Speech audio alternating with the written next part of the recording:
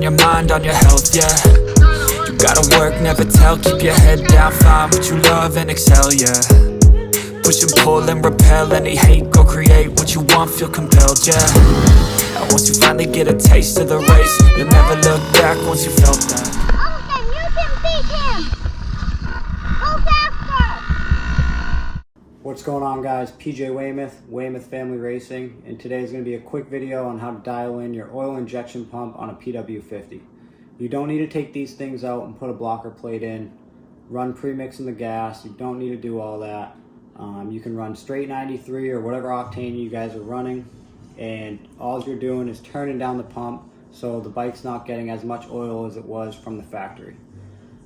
These bikes, the oil pump runs off the cable, so the more you twist the throttle, the more oil it's sending.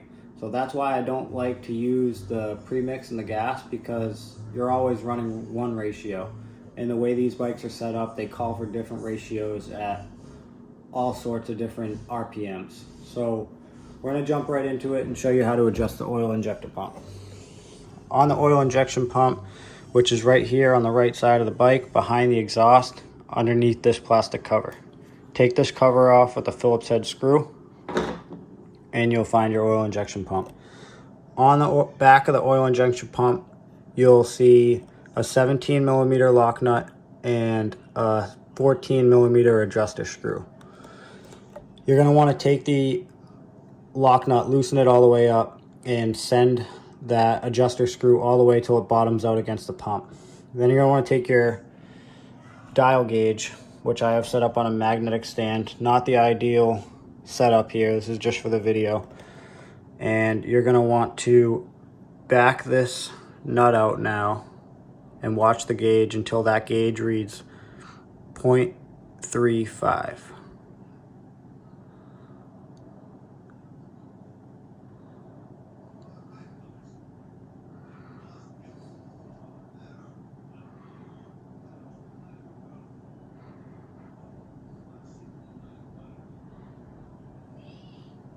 There it is.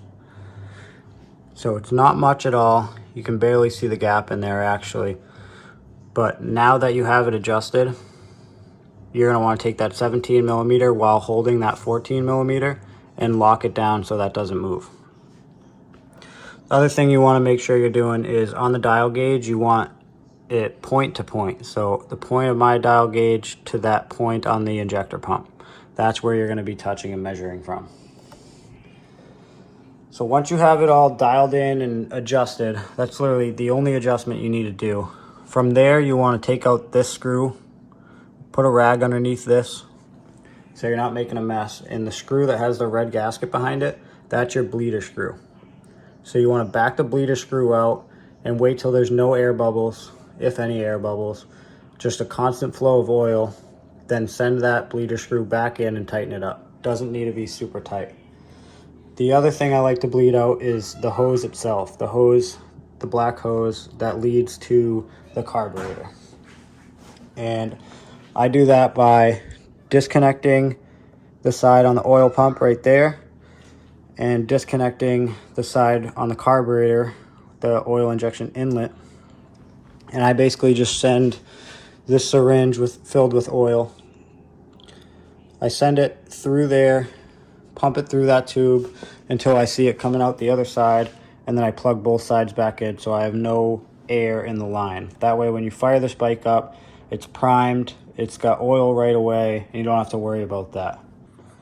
The only other thing I do on my bikes is right here, you'll find that's your oil cable adjustment right there. So 8 millimeter for everything, lock nuts and the adjustment.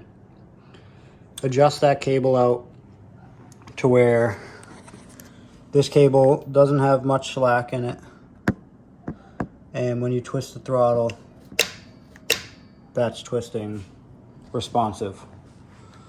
From there, I mean, there's really no other adjustments you can do other than the air screw. You can obviously see I put a couple of holes in my air box to give it a little bit more air, because where we run these bikes, it's no AMA. And when we do AMA, I have a spare air box that doesn't have holes in it, and then I can just adjust my air screw. So those are the few tips I can give you on dialing in your PW50, getting it running right. And if this video helped you, please follow, like, subscribe. I'll try and post more videos of the PWs. Yeah, thanks for watching, guys.